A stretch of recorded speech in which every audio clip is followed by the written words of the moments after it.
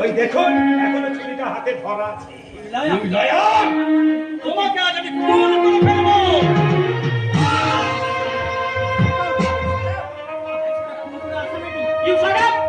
একটা খুন করে আসামি নেই, আবার একটা খুন করতে চাইছো? বিশ্বাস করুন স্যার, এরা সবাই মিথ্যে কথা বলছে। আমি খুন করিনি।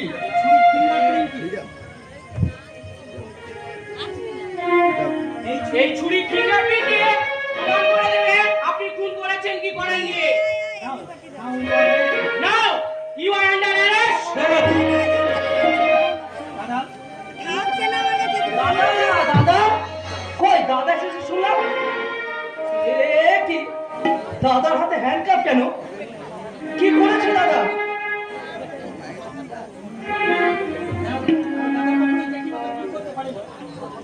না না, দাদা কখনোই জেঠিমাকে ফোন করতে পারে না। ঠিক তোমার মতো আমি এই কথাই বলতাম। ঠিক ঠিক তোমার মতো আমিও এই কথাটাই বলতাম।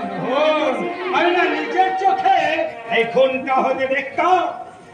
খাবার দাদা আমি কি শুনছি? না আমি বিশ্বাস করি না। জেঠিমা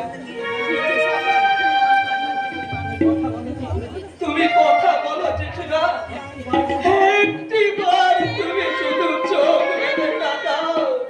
জেঠিমা কেমন করে তাকাবে রে বাবা?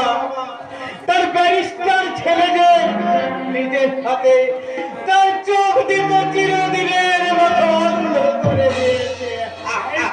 নিজের বিচার যদি এটাই হয় তাহলে উনি জনগণের যে বিচার কি করবেন সেটা ভেবেই